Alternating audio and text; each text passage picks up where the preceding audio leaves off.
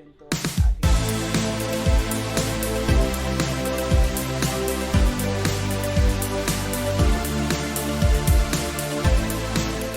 Hi! Welcome everybody to this vlog. Sabi ko nga, like last time I posted on my Facebook, I'll be posting more of contents like this for me to be able to share with you some of my thoughts about certain things in life.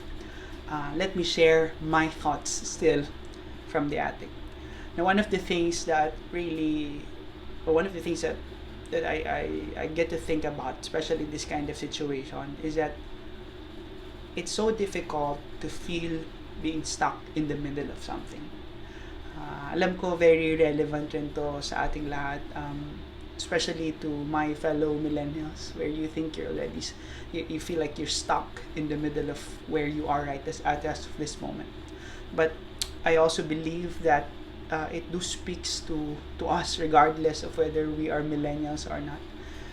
You may feel stuck in life in general. You think nothing is happening. For example, in your work, in your career, you feel like you're lagging behind. Wala nang nangyayari. There's no progress. And you feel like when you look around you, when you look at the people, your contemporaries, you think that, oh no, nasaan na ako? Ano na yung progress ng life ko? Wala na. And if you are that kind of person where you feel like you're stuck in the middle, how do we really get out of it? How do we experience a breakthrough if we are stuck where we are right at this moment? Now, what are the things that could guide us along this, or that we can think of in order for us to get through it? Or is it really possible to go through that? Now, I think one important factor to consider is that being stuck in the middle is actually a phase in life. You have to think that it's just a phase in life, that it's not permanent, that your life will not be all about you being stuck in the middle. You know, it's usual to think, lalo na when you go through a certain situation, to feel like it's gonna last forever. Because that's your current situation. That this is what you feel. Yun yung pinagdadaanan mo. You feel like nothing's happening in your job, then most likely that's the realest it can get. Now, don't deny the fact that you have that phase in life.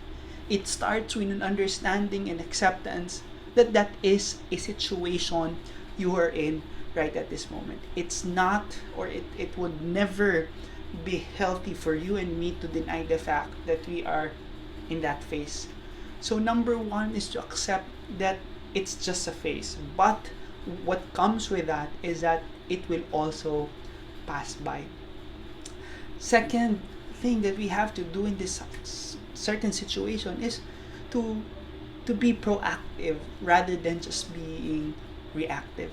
No, most of the time, pwede kasing masanay ka na lang na ganun na yung situation. Masanay ka na lang na paulit-ulit. Masanay ka na lang that you are there, nothing's happening. There's a situation, you react to it.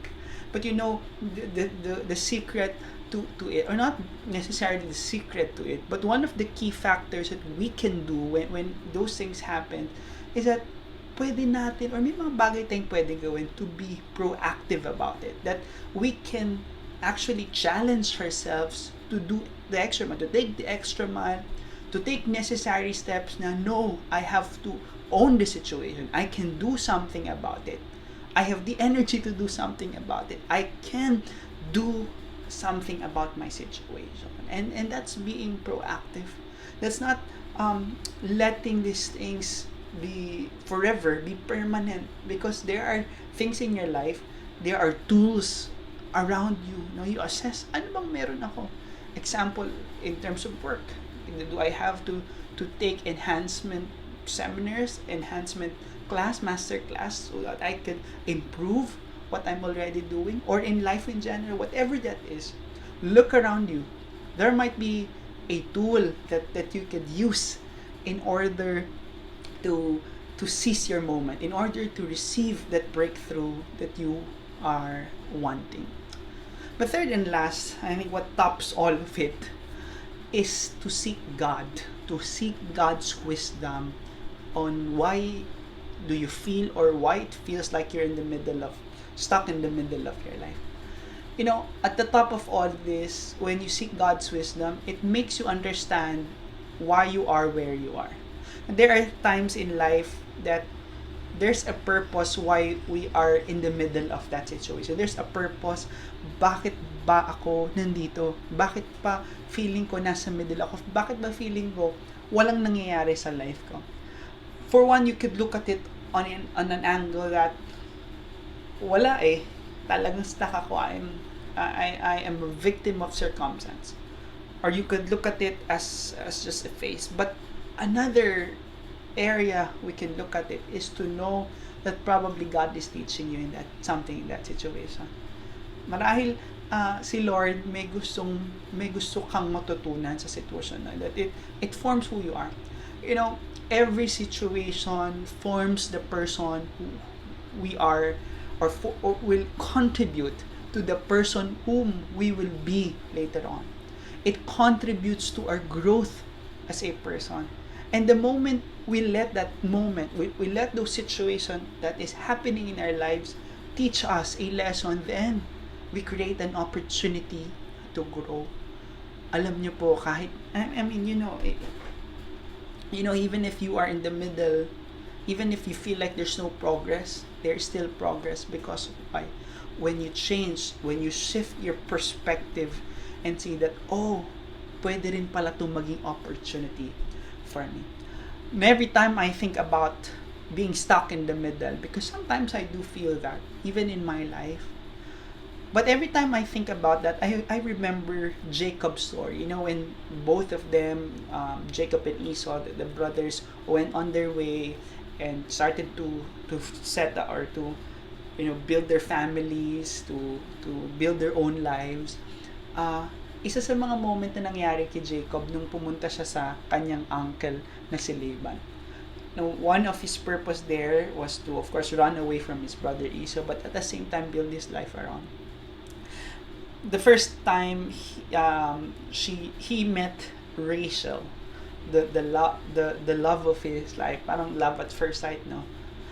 And he wanted to get Rachel and make Rachel his wife. So he did his best, diba? Kinausap niya yung kanyang uncle. But apparently we know the story. If you haven't checked through it, you could read it from the scripture, from Genesis 31. You could read through the story. It's a beautiful story.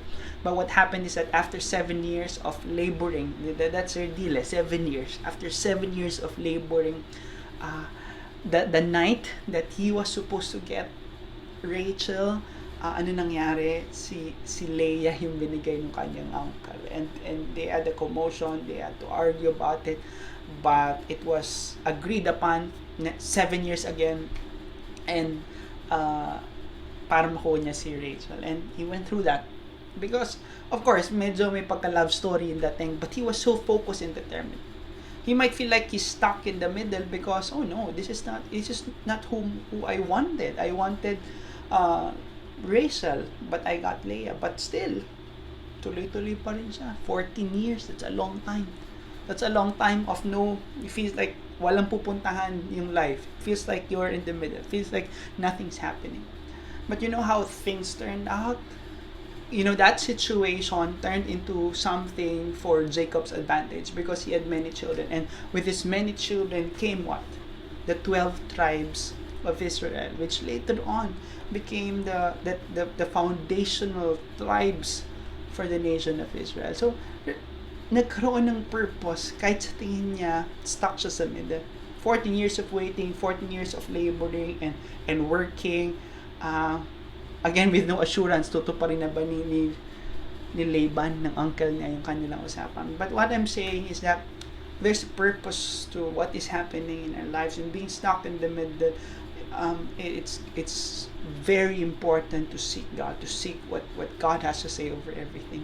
Because when you shift your perspective and let God speak to you, then makikita mo, may purpose pala ba. So, as you are watching this and is going through a situation where you feel like you're in the middle, think about these things. Think about that it's just a phase, it will pass.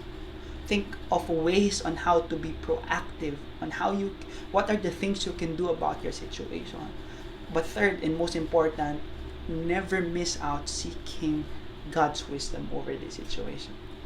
So, my friends, if you are that person who feels stuck in the middle, I hope that life will definitely change for you, um, probably the soonest time. I know we get impatient at times. Naiintindihan ko kayo because sometimes I also feel impatient about some of the things. But let's enjoy this season of our lives, whatever that is. Let's thrive through that. Kung di natin kayang enjoyin, let's strive through that situation. Let's do our best. Let's give our best sa ating mga dinadaanan. And I hope every toil, every labor will eventually come into fruition. So that's it for this episode, for this vlog about how to get out, how to receive your breakthrough if you are in the middle of nowhere. So stay tuned. I invite you to please subscribe to my channel. I'm just barely new in this kind of thing, but I hope to get your support. If in any way possible, I want to get the message across to everyone who might be needing to hear this kind of messages. So thank you, and see you again in our next episode.